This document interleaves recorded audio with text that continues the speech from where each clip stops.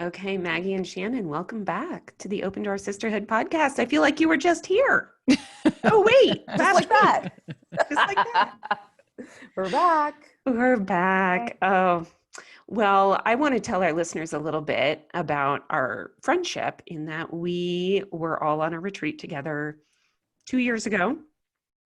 And it was a wonderful time to be together. It was a small group. And then Maggie and Shannon and I were even in a smaller group at the retreat. And I feel like we've had a lot of really rich conversations about your lived experience as Black women that have informed me as a white woman about what it means to be a Black woman living in the US or Canada. And I would just love to hear some of your stories and have your listeners, our listeners, experience some of the benefit that I have from learning from you. So let's just talk about race in general. How often do you think about your racial identity or your ethnic identity on a daily, weekly, monthly basis? Like what does that look like to you as a Black woman? Yeah, so for me, it's daily. It's every moment. As soon as I wake up, it's my hair. It's right. It's everything. As soon as you look in the mirror, and being in the world of media, there aren't very many people here in Canada that look like me who have the position I do.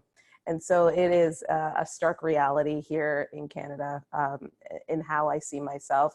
And also just raising two Black boys and, one that's 14 who's taller than me. And I know, we talk about going from cute to all of a sudden he's growing into this young man.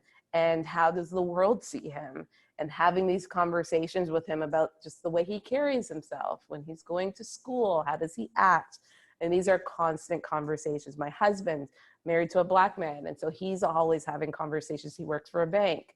So how people perceive him and the conversations he's having and even just, racial profiling and how people assume that he is or who he is or how he's going to interact with them. So this is a constant conversation. Every single day we are talking about race and how we interact with others and how people interact with us, for sure. Yeah, I have to agree. It is. And it does start in the morning with our hair. It starts right there because when my hair isn't straight, do people assume that I'm not a professional, that I don't have the level of education that I have, that I'm supposed to be the person in the room at the microphone? It's everything. It's everything from how do I get to show up? I mean, I just went through an ordination ceremony, and typically when Black folks are getting dressed up culturally, for me, we wear hats. There's a lot that's involved in that. And, do I get to be fully who I am in that situation, or do I have to kind of tamp down my own experience, my values, the things that bring me joy? My husband is white, so it's, for us, it's food, right? It's everything. It's if we go somewhere, people are going to know that we're actually together, or are they going to think I'm his assistant? When I'm with my daughter, do they think that I'm her nanny, or do they know that I'm her mom? So it is everything. It is all the time. And it's also when you go shopping too. So if, it depends on what store I'm going to. So if I'm going to like a high-end store, I have to dress a certain way. If I'm going to make sure I get waited on. Right. If I'm going grocery shopping. So again, like not wanting to be followed. So you're always very careful of what you wear. If I wear a baseball cap, so it's all of those things because I've talked about, there's this bookstore up the street that I'm always followed at, always, no matter what I'm wearing. And even if I'm there with the boys, always followed, always being given extra attention. And so it's even in the way you dress, knowing where you're going, and just the attention that you might garner based on what you're wearing. When you say you're being followed, Maggie, why are they following you? Because we're Black. I'm sorry, that wasn't for Shannon, that was for Maggie. I'm sorry. So I will be standing there looking at, I love journals. I'll be looking at my, journals or whatever, pens and stuff. And it's always no fail. And someone will come up to me and say, do you need any help? So extra friendly. No, I'm good. And there will be other women around, white women around, and they will not receive the amount of attention that I will receive at no fail as soon as I walk into that store. And it's, simply because I'm Black. So you're looking at it in comparison to the white women that are also in the store. Because I think a lot of people might say, well, that's just a store where they follow people around. But you are able to observe as an observant, educated person that not everybody is being treated the same way that you are. Absolutely not. She'll ask me, do you need any help? Are you looking for something particular? No, I'm good. And she will ignore all the other white women and go back to where she was. So, I mean, either I have a help me sign on me that I don't know of, or I'm receiving more attention because of my skin color. And it's happened on more than one occasion. My husband, I remember once we went shopping, sorry, Shannon, we went shopping for a suit, and he had jogging pants and a sweater on. And I remember telling him, Elton, we're going shopping. You might want to dress up a little bit more. He's, no, I'm going in like this, man. And he walked in, and of course we were followed because, again, you're profiled right away. And he said, we're leaving. I'm not spending my money here. Because again, there's this assumption. He went in, he had his hoodie, he had baggy pants on, baggy sweatpants on, and there's this assumption. And then we had to leave.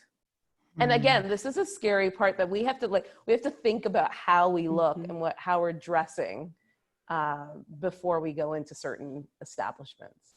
So Maggie, I love that you brought that up, because for me, the first time I went shopping after COVID and masks were going to be required, I had to stop and go, okay, so I'm of a darker complexion. Like I'm not a light-skinned Black woman, I'm a dark-skinned Black woman. If I put this on, I need to make sure that, number one, they still see that I'm a woman so that they don't think I'm as threatening as they would think of if they thought I was a Black man. Okay, I'm going to wear this green hoodie that says the law college I went to, so that way they know I'm educated. Like I'm picking out this whole outfit. I'm making sure that I'm wearing something that doesn't have too many pockets, so no one thinks I'm going to stuff something in. Like there's a whole process of being accepted before I even leave the house to ensure that I'm not going to have these challenging conversations. And even after I've done all of that, so I get dressed up just to go to Nordstrom. I go into this shoe section, and no one waits on me. Because you're either going to be completely followed or you're going to be completely ignored.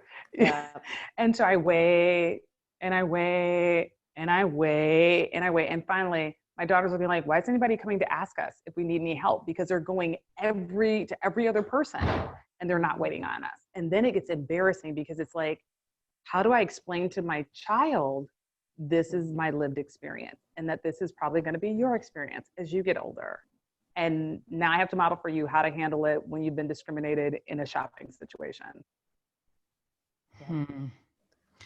Sometimes I'll hold my car keys so they know I have a car. So I don't know if you do this, Shannon. Like if I'll hold my car keys and my wallet to make it seem like, no, I'm not coming in to like steal anything, because that's the assumption, right? So there are things that you go through in your mind to make sure that people know.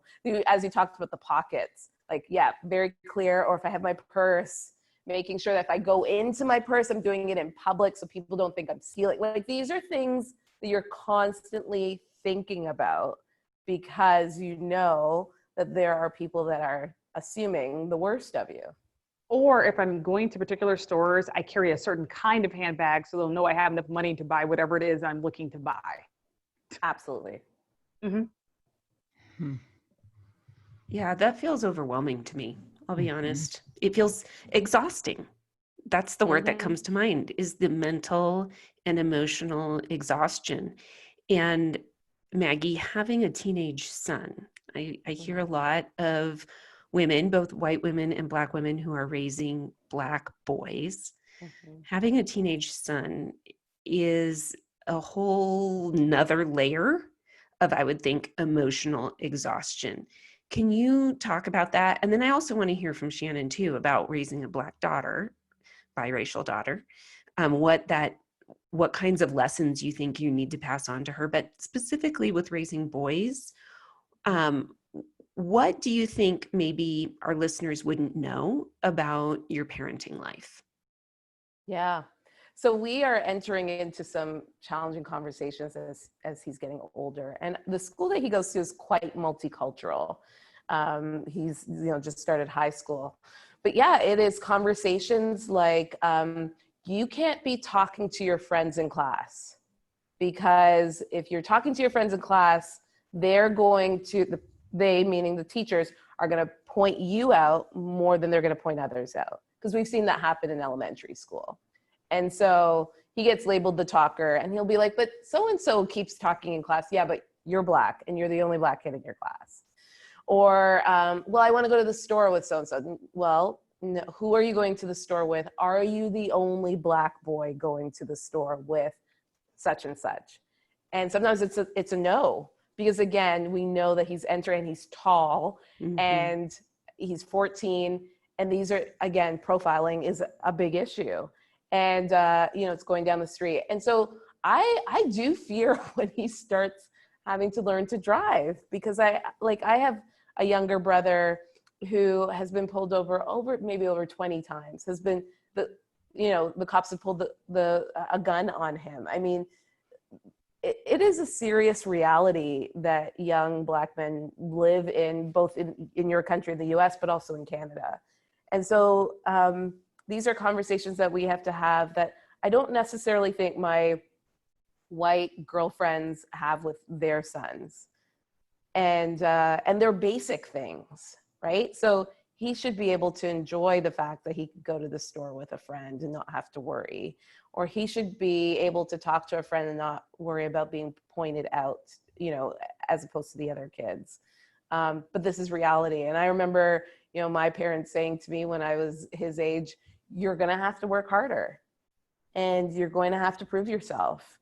And I'm having that same conversation with my 14-year-old now. And I think he's slowly getting it, because we've had similar conversations in the past. I remember one day he was called the N-word and some other words by a young boy. And that was the first time that he just was like, well, why would he say that? Or I remember actually he was maybe 6 or 7, and we were going to the park, and he started crying, and he saw all these kids, and I said, what's wrong, Ethan? And he said, well, they're not going to like me. And I said, well, why? And he goes, because I'm brown. And I just remember being shocked, because I thought, well, how would he come to that conclusion?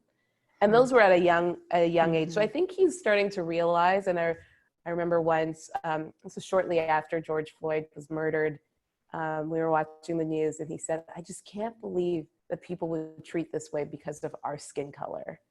And so again, we're entering into this world where he is starting to awaken to the fact that there are not many others that look like him. And how do you navigate through Canadian culture like that? Because one of the primary differences, I think, with Canadian racism and American racism is that it's very covert here. It's nicer. It's Canadian. It's so covert. And I would rather somebody just say, I don't like you, than, be like, oh, you're the greatest thing, Maggie. And then be like, oh, that Black girl over there, And so that's essentially what happens. It's very covert here. So you think that everybody's on your side, but there's definitely a more underlying situation when it comes to racism here than maybe in the US. And so these are the conversations that I'm preparing him for, that while somebody might seem like your friend, you just have to be aware, and you have to be alert, and you have to be smart, and you have to think about things that maybe your friends didn't necessarily have to think about, unfortunately. I think, and I say this as coming from the auntie role, the friend of the friends who are raising Black boys. My friend put her child in this wonderful Christian school, and he was experiencing a lot of overt racism because he was the only Black boy at the school. And I remember, she and I were chatting, and I heard him say, well, I don't know why we're Christians, because there are no Black people in the Bible. This isn't for us. And I get on the highway, I'm driving, crazy speeds, going down 75, and I said, I'm meeting you guys at McDonald's right now. And I pull up my laptop, I meet him there. I'm like, here's where we are. Let me talk to you about the Ethiopian. Let me talk to you about this. And so I get to be the auntie. I'm the auntie that comes in and says, oh my goodness, you're so handsome. Look at that beautiful little chocolate face. Look at you. You're so amazing. because I know that these boys are not getting that Mhm. on a regular basis, to say, you are beautiful, you are handsome, oh my goodness. And to talk about things like, oh, you are so smart, now how athletic you are. Oh my goodness, you're going to be a CEO someday. Will you hire me? Can I be your secretary someday? And letting them see themselves in these roles and to hear that encouragement that then reinforces what mom and dad are saying at home. You know, when little boys are growing their locks out going, oh my goodness, you look regal. What a little king. I love it. I love it. Welcome to Wakanda, you know, because that's what aunties get to say, right? That's what the auntie in the community gets to do, and love on these boys and let them know we are safe people and we are praying for you and we are watching over you because you matter. Because I don't have a Black son, but I had a Black dad. I've got Black uncles. I've got Black cousins who, you know, I'm like, that's my role, to make sure that you as Black men going out in the world know how loved you are. Yeah. And how cared for you are. Amen. So Shannon, good. talk to us about raising a biracial daughter, what that's been like for you. I think people don't realize how early you have to start having these conversations. When she was in preschool, she came up to me and she was very upset. I was like, what's the matter? She said, that little boy just asked me why we don't match, you know? And I had to explain to her, okay, well, your dad is white, I'm Black, and you got like a little bit of both, so that makes you kind of tan looking, you know, explaining the texture of her hair, explaining these things to her. And then letting her understand that who she is and helping define that, because as children, they're looking to their parents to help them understand their identity. So we spent a lot of time talking about, this is why mommy has to do things this way. And it looks differently than the way daddy has to do it. And it's not just about our gender, right? And walking her through some of that and really having her be empowered as a young woman, having her empowered as a young Black woman, having her understand how colorism works. You know, some people are going to treat me, mommy, differently because I'm a darker shade of Black. Here's how we're not going to let that impact us and get all up in our head. This is what we need to do. And, you know, I'm very proud to say that today was Constitutional Day in the US. And so as we were talking, she said, Mommy, what's good about the Constitution? I said, what's good about the Constitution, baby, is that because of a constitutional case called Loving versus Virginia, your mom and dad were able to be married and you're able to be here. So that's what we love about our Constitution, the fact that Black people and white people can get married and can have that loving relationship. And she's like, okay, that's what I'll tell my teacher as my fact for Loving Day, right? Empowering her to know that she matters. Mm-hmm. So good. Can both of you speak to what it's been like? You're both so accomplished, but what it's been like for you in your professional life to have to fight racism? Maggie, why don't you start on this one? Yeah. That's a loaded question, Krista. I know. Just so many. We just go there. Oh my goodness. Yeah, it's been a challenge. I think I've gotten used to being the only and the first in many. And that means having uncomfortable conversations and bringing up biases and asking, well, why would we do it this way? Have you thought of this? And that means that I'm not always the favorite person to be in the room. And so, and to sit in that discomfort. And that's hard. It's hard because I don't think we want to stir the pot, but I have, as a Black woman, a very different perspective on things. And I feel like I would be doing a disservice to not challenge the status quo when it needs to be challenged. So I remember an example of in the studio, someone wanting to air a gentleman who up here, he had been recorded saying some racist things and questioning that. And you know, having to stand up on that, and the person then turning and asking everybody else who was white in the studio, well, does anybody else have a problem with this? And there was silence. And so they went ahead and aired this clip with this gentleman. So again, it's just this, and that could either shut you down and make you feel like, okay, I'm never saying anything again. But for me, I feel like I need to take this responsibility that I have as a woman in media, as a woman, as a Black woman in media, as a Black woman in boardrooms, to make room for other Black women and women of color who want to step into this space. And that means that it's going to be uncomfortable sometimes. And so as long as I'm given that privilege, as long as I'm given a seat at the table, I'm going to have to do it. And that's, you know, that can be difficult. I also consider it quite a privilege as well, because I remember growing up and not seeing very many people that look like me on TV.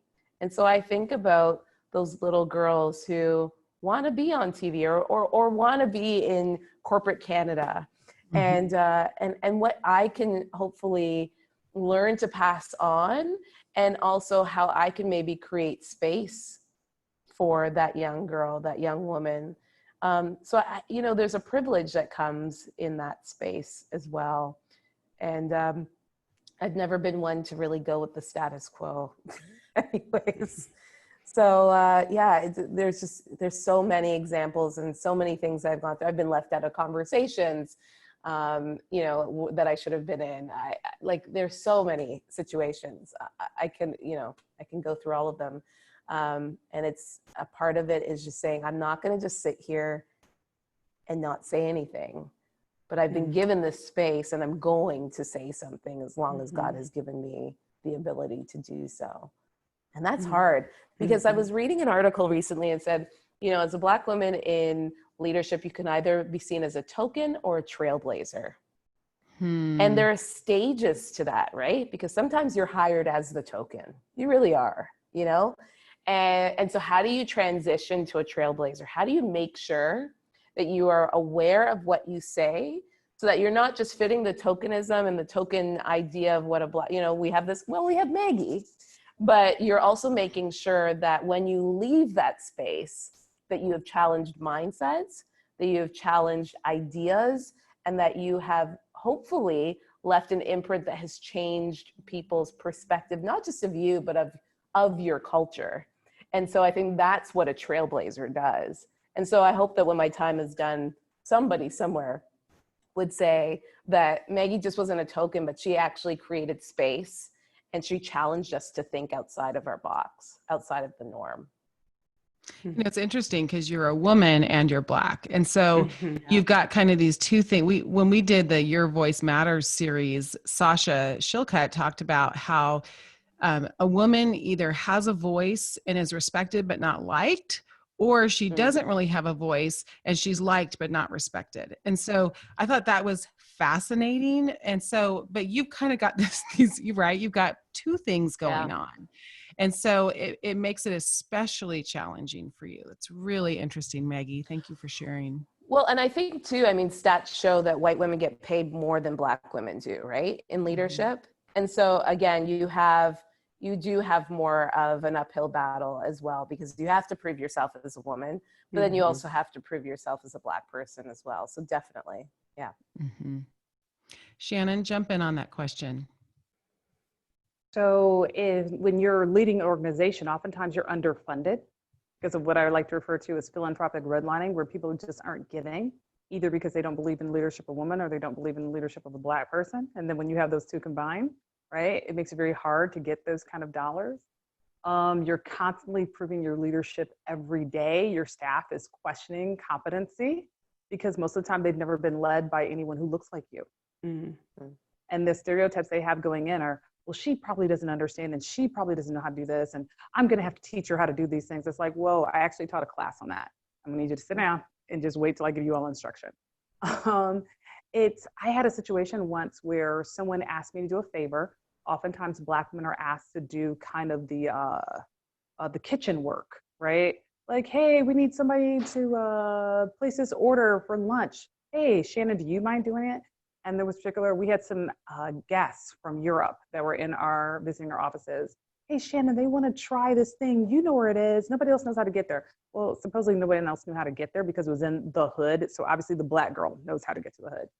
I pick up this particular food item. I bring it back to the office. When I get there, I said, hey, what room are they in? The woman who manages the building said, excuse me, is that food? I was like, yeah, it's food. She said, well, normally I'd have you come in through the back door. Thinking to myself, you do know I work here. I got business cards and a secretary upstairs. I was just doing one of my coworkers a favor. but she's going to have me come in through the back door. As a Black woman who had family in the South, my family members, they grew up with colored only signs. It's like, you could not have said anything more offensive than to tell me I have to come in through a different door into a building where I work. It's been going into meetings where I worked for a foundation. I was the grant maker. I'm going in to have a meeting with someone, and they come out of their office. They're like, I'm looking for the person who's the grant maker. And I'm sitting right there. And they're like, tell me when they get here. Not knowing that I was the person that they had to speak with. It's navigating racism in boardrooms and waiting for someone who has a higher rank in the room to say, hey, you can't say that. And everyone acts like, oh, we're just going to ignore it.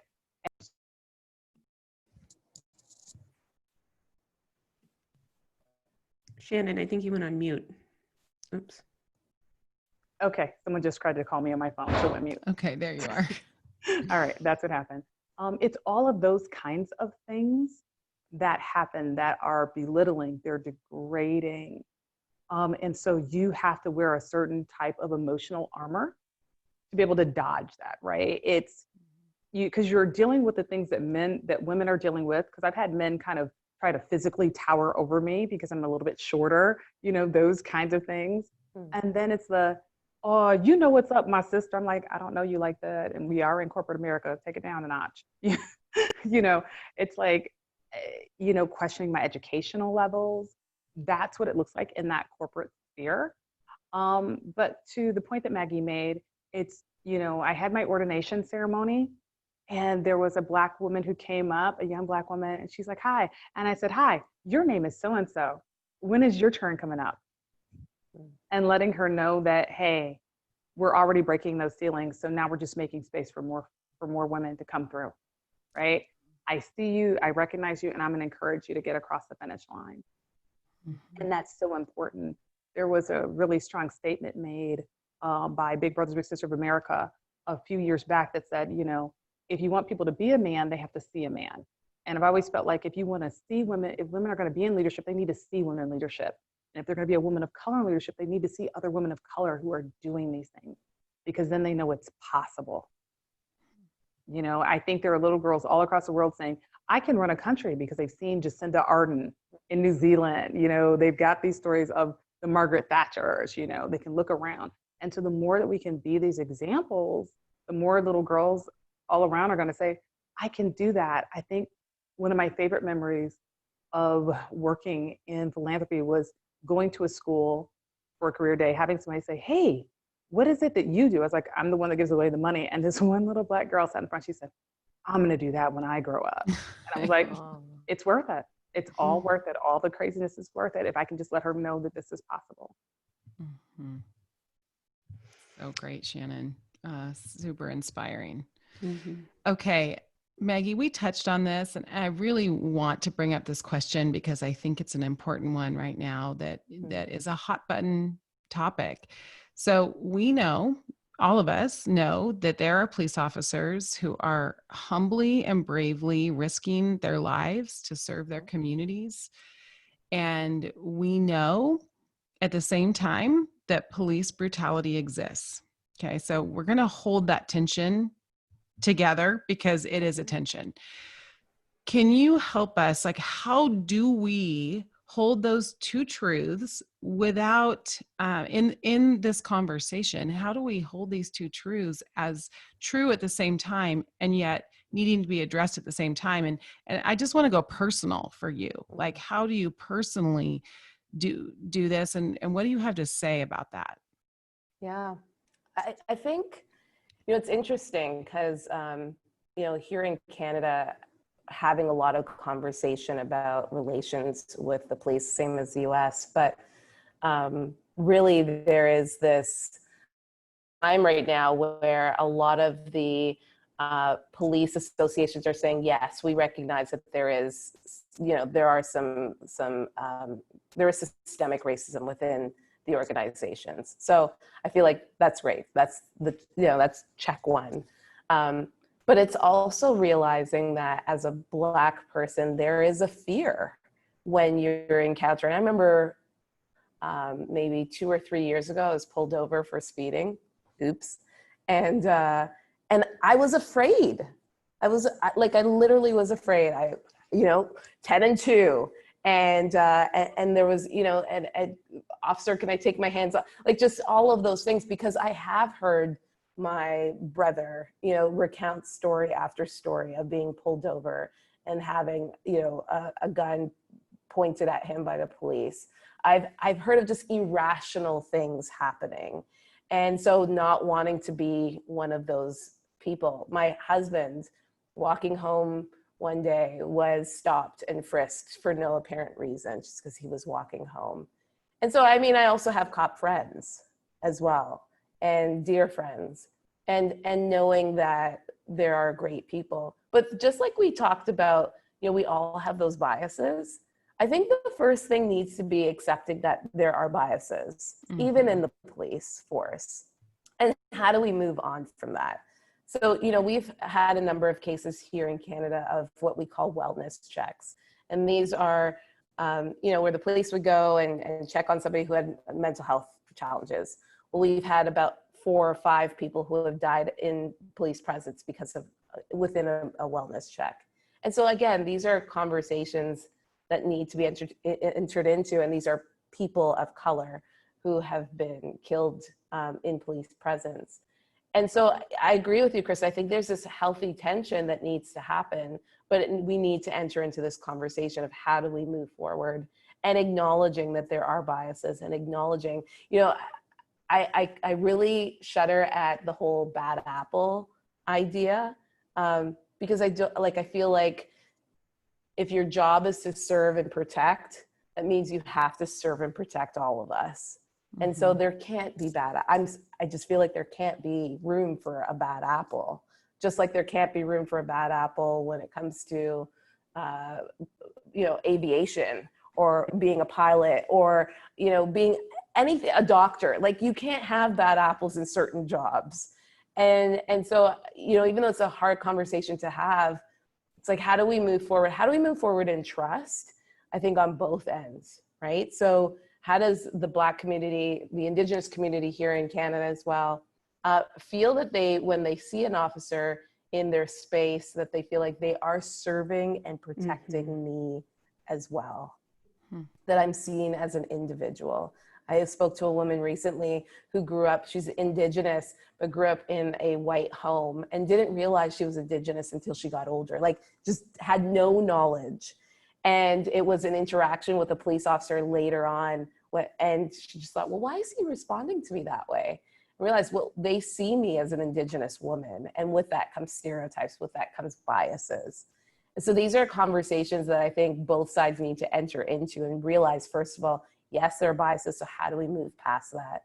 And how do we see individuals, and how do we serve and protect all? And it's a hard conversation to have, for sure. Shannon? When I was in law school, I did my internship at the U.S. Attorney's Office. And so I had the opportunity to do CO2 training with FBI officers. And that was a blast. But what it taught me is just how short the time is that you have to make a decision whether or not to pull that trigger. And what are all the things that are running through your mind? And unfortunately, in my scenario, there were a lot of grandmas that didn't make it. I was pretty quick on the trigger in that scenario. You're biased against grandmas. My bias was against the grandmas, but because part of it is how we are training officers, right? Because they're all trying to figure out, how do I make it home at night? And we don't require the same amount of training for local PD as we do for FBI and for ATF. Those officers are required to get bachelor's, sometimes master's degrees, sometimes law degrees before they can even join those organizations, as opposed to your local police force, which, as long as you've got a high school diploma, you're good to go. How much more could we be educating them and helping them, learn techniques that would help for de-escalation and other things, and help them even become aware of their own and educated on their own biases? Because if I've got to make a decision between you and me going home that night, I'm probably picking me, right? And that's part of the system. That's part of the structure. I mean, I want folks that are going to make sure that I'm safe. I want to be able to call the police and say, hey, there's somebody breaking in my house, please hurry up and come. I want those services, but if I call you, I don't want you to think it's me, and then I don't get to go home. I don't get to have, dinner with my family later, right?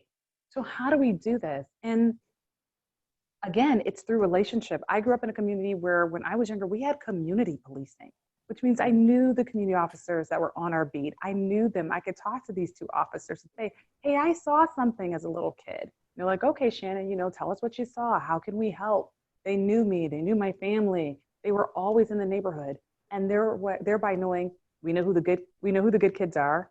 We know who the naughty kids are. So there wasn't going to be those kind of mistakes of we're going to take out Shannon and her little group of girls riding bikes, right? Because they knew us. But as we have people policing neighborhoods they don't know anything about, they don't have any relationship with those people, then it becomes a lot harder for them to then, now they're bringing in all of their assumptions. And they don't know the difference between the kid who's starting to sell drugs, who's just trying to imitate his older brother, versus the kid who's all he does is study and play violin and wouldn't hurt a fly, who maybe is walking down that pathway because something fell out of his backpack, right? So how do we begin to build better community relationships with these officers, them with us, so that way when they come in the neighborhood, they're not like, ooh, I'm in this bad neighborhood. Well, why is it bad to you? Because it's all Black? Because the people are below a certain income level? Because you don't feel that way you're in rural communities, do you? You're not shooting up every house because you think it might be a meth lab. No, just because it's in the middle of a cornfield, right? Give us that same, just like you get to know that community, get to know my community. Because when we had community policing, they could stop by the house and be like, hey, can I get a glass of water? Hey, I smell some cookies baking. Can we have it? Because we knew one another, Black, white, or otherwise. To me, that's how we hold that tension in a good way. No, I don't think every officer is bad. But am I scared when I get stopped? Sure I am. Because I don't have those same relationships. They don't know me, and I don't know what their background is. Yeah. I think the challenge in having the conversation is we may be able to hold that tension, but the person we're talking to may not be able to hold that tension and may fall on one side or the other very strongly. And so with all of these conversations, the word that keeps coming to mind for me is humility. Yeah. We need to enter humbly because we all believe what we believe for good reason. It's based on our own lived experience. And when we come in conflict with someone on this topic, for example, it's often because we're having two very different lived experiences of what it means to interact with the police. And so I have, the news story that happened this summer, the woman who was in Central Park and who called the police on the man who was bird watching and her dog, she was breaking the rules, and he kind of called her to it. So her tears, getting back to the tears from the last episode, her tears and her impulse was to call the police to protect herself. But she was also using it as a threat to this Black man. And it was painful because as a white woman, I could see myself in her thinking, my instinct would be, maybe not in that situation, but my instinct when I feel unsafe is for the police to be involved, because I believe that I will have credibility with them and that they will believe my side of the story in the moment. And so when I am having a conversation with someone and I'm thinking in my head, well, not all police officers are bad, it's because part of it is my lived experience with the police and my trust of the police. And so if I go into a conversation with humility, I am going to be able to ask questions and to truly listen and to be able to understand somebody else's lived experience, like Maggie being afraid when she gets pulled over for speeding. And I wouldn't be afraid. I just would not be afraid if I got pulled over for speeding. I mean, I'd be afraid of the ticket, but I wouldn't be afraid for my life. Because you haven't grown up with certain stories, Alex. Right. Because there are stories, like my father talked about when he was a child, the police shooting at them when they would walk on their way to school. And he said, now they've gotten older, I realized they weren't necessarily shooting directly at us. They were shooting near us to scare us. But if you're a child and you hear those stories, right? of your parents' lived experience. Then if I have a choice, which I did when I got older, whether or not to call the police because I had some kids that kept opening up my fence and letting my dogs run out. I didn't call the police, say, hey, there's someone that's been breaking and doing this stuff. First thing I did, I go around the neighborhood. Hey, who's been doing this? I start asking neighborhood kids, and I find out that it's a kid who is living with his grandma because he's back in foster care again. And so then I and grandma work it out among ourselves how we're going to help this little kid, because I know if I get a police officer involved, now I'm getting all other kind of assistance stuff, child protective service, and I know that Black people don't fare well once we get institutions involved, because those institutions are not going to treat any of the parties fairly, right? I could see myself possibly going to, getting some type of citation. Well, did you have the right paperwork filled out for the dog, right? Everybody involved is going to have some kind of issue, as opposed to us just working out among ourselves, because those systems and institutions do not have a history of caring for us, to your point, Alex. So when you're raised with those stories, when you experience what it means to be pulled over by the cops, I've actually had a police officer say to me, he's like, oh, if I had known you lived in that neighborhood, I wouldn't have given you the ticket. Because that neighborhood is the one with the doctors and the lawyers. Oh, I didn't know you lived over there. It's heartbreaking, right? To know that based upon, and I asked him, I said, why wouldn't I have got a ticket because I live someplace else? He said, oh, because we know they vote. So we don't give tickets in that neighborhood. So now we're talking about policies in place. But unless you know about those policies, unless you've had those conversations with police officers, then when Maggie tells her story, Elton tells his story, I tell my story, it just sounds like something that's made up and you don't understand. Yeah. And I think that's the key too. Then it sounds like something made up. So I think a part of the conversation, as you were saying, Alex, is listening, but also believing the stories. Because so many times you get questioned, well, are you sure that you weren't doing this? Are you sure this didn't happen? And that just, again, re-victimizes the whole situation and re-victimizes the person. And so, I think a part of that is when you're walking alongside somebody who has had these lived experiences that do not replicate yours. You might have had great experiences in this person. It's listening and realizing that there are two lived realities when it comes to policing for white people and it comes to Black people. It's very different. And we have all of these stories of relatives who, definitely taint our view and keep us mindful when we are pulled over, because we don't want to replicate, exactly what Shannon said about, having a cop shooting at you while you're going to school. You don't want to live through that. So you're on your P's and Q's. You're trying to remember every rule that your parents have told you, because you don't want to relive what they have lived through. I just want to talk to you guys all day. It's just, I'm so sad that we're having to wrap up our conversation because this is all so important. But I do want to end on this one question for both of you. And that is, what makes you feel truly seen and truly valued and loved? I mean, what is it for you personally? Shannon, why don't you start us off on this one? Sure, I will tell you. My senior pastor asked me one time, he sent me a text message. He's like, how do you pronounce this name? And it was the name of Maya Angelou.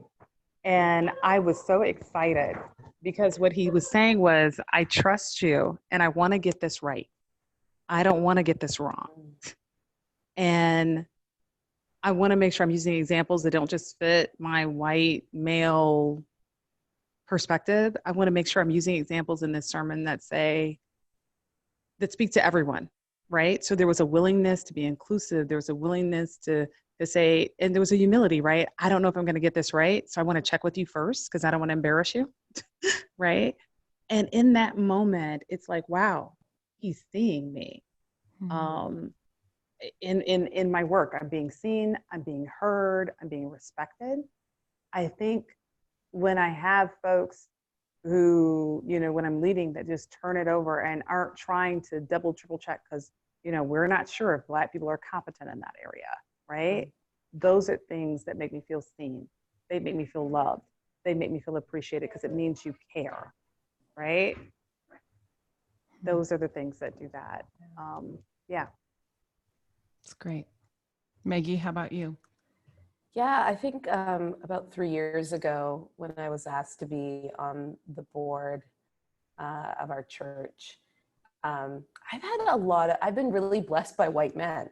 Like white men have opened a lot of doors for me. And I just want to shout that out because, sometimes we make it seem as if, because they are the most privileged in our community, that doors have been closed. But I have had a lot of doors open for me by white men who have seen me, who have said, I believe in you and I want to help you get through.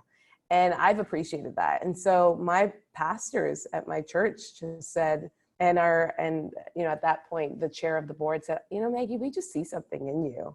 And we want you to be the chair of the board.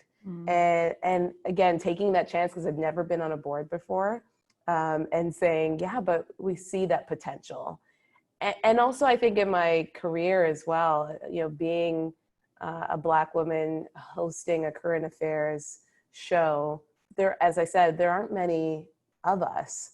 Actually, I don't think, and we're thinking about this today, I don't think there are any Black women in Canada that are hosting a current affairs show at this point. And so being able to bring stories of race and stories of, just a different lived experience to the airwaves in Canada and globally, I think is such a privilege.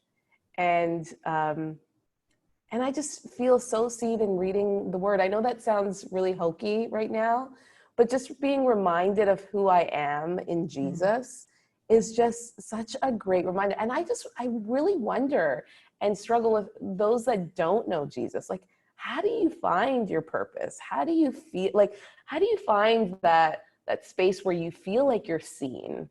Because I just feel like every time I read scripture and every time I'm reminded of who Jesus truly is, then I can watch the news and I can see all of these horrific things that are happening to my people, but I'm reminded that I have value in his eyes and that he created me and he knows every good thing and every horrible thing about me.